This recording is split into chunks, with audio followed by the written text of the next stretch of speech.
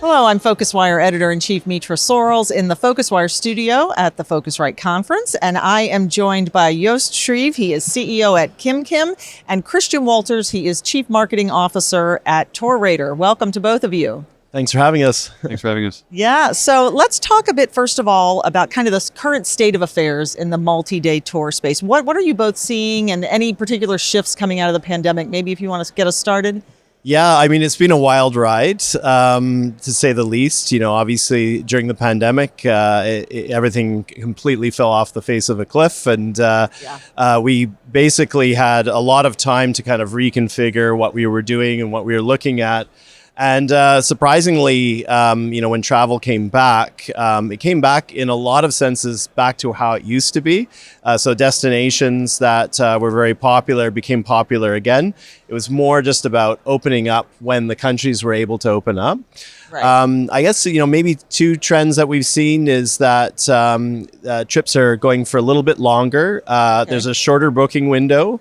And we're seeing that our particular age demographic went up a little bit as well. So we're getting around 55 plus is sort of in our demo right now.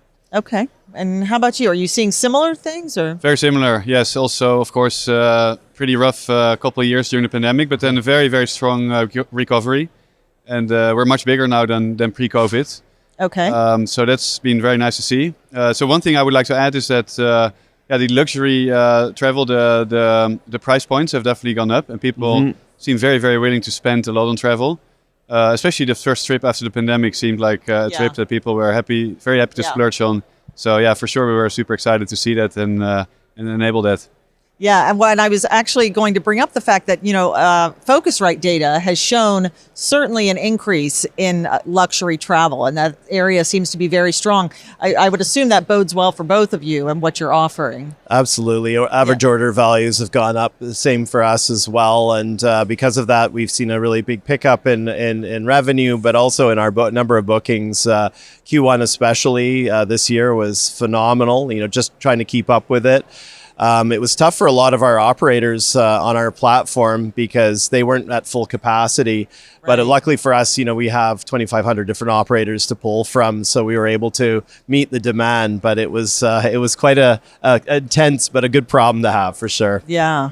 We're not really a luxury travel company, but obviously travel is expensive already. So. Right. We try to cater really to the sort of mid to a bit of the boutique traveler who really values quality, but also values value for money as well. Okay. But that segment also was willing to spend very well. Okay. Let's talk a bit about kind of digitization and needs within this sector. We've heard, of course, more and more consumers are expecting flexibility. Of course, during the pandemic as well, all sorts of issues related to cancellations and refunds that surfaced.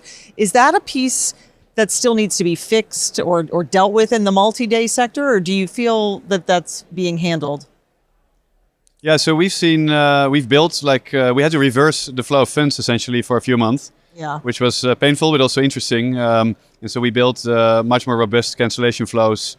Definitely flexibility is important. Price transparency is important always. And as technology progresses, we can actually provide a lot more of that in our space, where sometimes the traditional way of selling trips has been like an opaque package. Right. And there's of course demand for that. There's a lot of familiarity with that with our travelers, but we actually try to lean into making things more transparent because it's better for the traveler, and it also makes it just a more flexible product where people can pick and choose the right things for them. Yeah, no, that makes a lot of sense. Yeah, we've seen attachment rates on our insurance, on our organized adventures go up definitely, even though a lot of times it is mandatory even before the pandemic. We're seeing that people are, they want to make sure that they have that sense of security above that. And everything that you said as well, regarding flexibility, hygiene levels and proper systems in place that were really key. Yeah. Let's talk a bit about sustainability, because of course that is another topic that has really, been in the spotlight, all for a good reason. And I think that the multi-day sector has really been credited with being one of the more sustainable options as a way to travel. What are you seeing there, and what, if anything, can you offer for that? You You wanna Sure. I'll jump on this one. Yeah, I guess we have to trade off. Yeah. So one of the things, definitely, like our style of travel has always been a very sustainable measurement. I used to work for a different operator that's part of our ecosystem, Intrepid, and they have they've measured all their CO2 emissions. And you can find out like it's very, very low in certain styles of trips, like walking trips and so forth. With TourRadar, we are actually building an impact measurement tool. So it measures the CO2 emissions for all the organized adventures that are on our platform. So we're in the process of building that out. We use Iceland as a model, and we're using Equator Analytics to support that effort. But it's a pretty cool tool. I just can't wait to kind of launch it.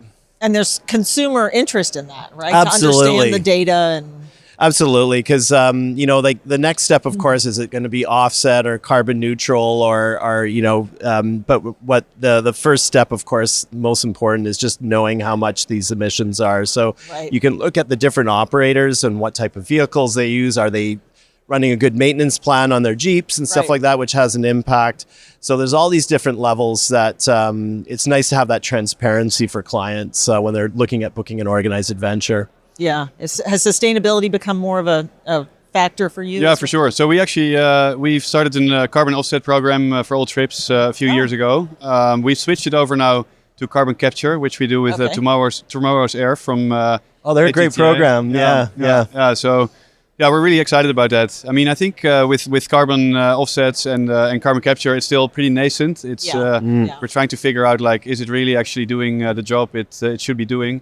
But what we're excited about is leaning into doing something, and whether or not it fully offsets everything, or maybe more, we don't know for sure, of course. But we're excited supporting that project. And then in addition to that, we also do every year we pick a project from one of our local specialists and fund a significant amount of funds into that. And we do a forest reforestation project in Ecuador at the moment. Oh, wow. This year. So that's really cool to see. Yeah, that's wonderful.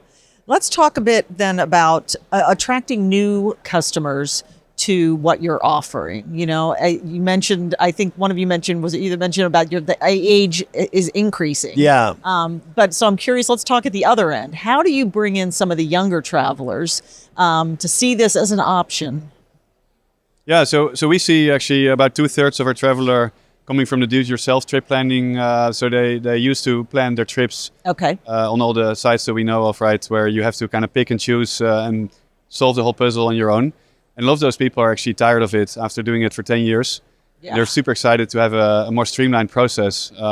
We do see a lot of, it resonates really well with that younger demographic. And can you just speak it all to, how are you getting out there in front of them? Like how are people learning about Kimkim? Exactly. So it's still a lot of SEO, SEM. Of course, we are in many different channels, but the Google channel is still a very significant one for trip planning. Yeah. We're creating a lot of AI, and maybe we can talk a little bit about that in a bit. But so that's very exciting. We do, of course, social media, which helps kind of support the brand or like build awareness. But we still see that the moment you start planning a trip, then a lot of people are still very kind of specific in searching out things, and you have to be in front of people when they start searching for things. Yeah, for sure. And how about you? Yeah, I mean, so many different ways that we're doing currently right now, and we are also exploring. I was just at the Snapchat session at Phocuswright earlier, which was really interesting. But we're definitely looking more top of funnel. I'm really kind of concerned of what's going to happen with SEO and SEM this year. I think AI might disrupt some of that. In general, privacy rules and things like that have also been very disruptive. So we're really trying to figure out how to get our brand augmented, how to get more top of funnel. Right now, currently, we do a lot of paid social, trying to drive business that way. And obviously, depending on the channels that we use, we can get younger and younger audiences that way. Yeah. Our older demographic was sort of organically just happened through our SEM and SEO practices. But now we're trying to get a little bit of a younger audience. Nothing crazy, though. Yeah. So, and, of course, let's talk about generative AI. You touched on that. I mean, certainly that's been what everybody is spending time and effort and talking about this year. I'd love to know how, if at all, your companies are using it, and maybe what your thoughts are as you think about the year ahead. Yeah. You want to take it first, or? Sure. Yeah. This is such a big topic. I know all through the business, each department, our head of engineering is looking at it in a very different way. I think it's going to, have a big impact on how we work with customers. How we, automate responses so that we can respond to customers much quicker. But there's going to be a lot of stuff. Some stuff I wish I could tell you about. Maybe next year we can tell you a bit more. But from the marketing side, I'm hyper fixated on content generation and what that can do, and how we can kind of get more content out there, and more support that way. The one thing I'm looking at, researching myself is sort of the personalized agent, or the automated agent that we hear that might. Customers might leapfrog over our websites and search and find things away. And I've seen some really good tools already that are working. So So as a technology company, we're looking at a lot of different areas. Yeah. Same here. We're actually full force ahead with AI in our core product. So our product is very conversation based. It's chat based. So people plan their trips by communicating with travel specialists. Okay. And those travel specialists can be tremendously supported and augmented with AI. They can be prompted for the right response, making sure they answer all the questions. We can answer questions for travelers that are easier to answer.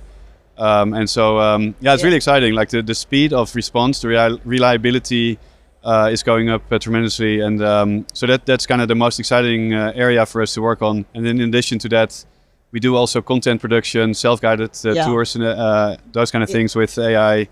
Our engineering team is a lot more productive now. They were already very productive, but now with AI, they can actually save a lot of time in terms of the work they do and get just faster at what they're doing. So a lot of great things. Yeah. One cool thing we just recently did on ChatGPT is that we fed all our persona information and then asked ChatGPT, like they were our customer, what would you do in this instance and all that.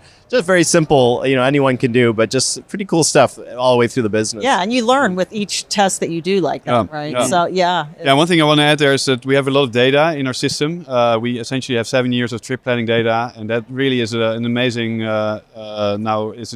source for us to draw from. The AI can really, it's just not the AI itself, it's kind of the generative AI talking to our data and then giving a great answer to the consumer.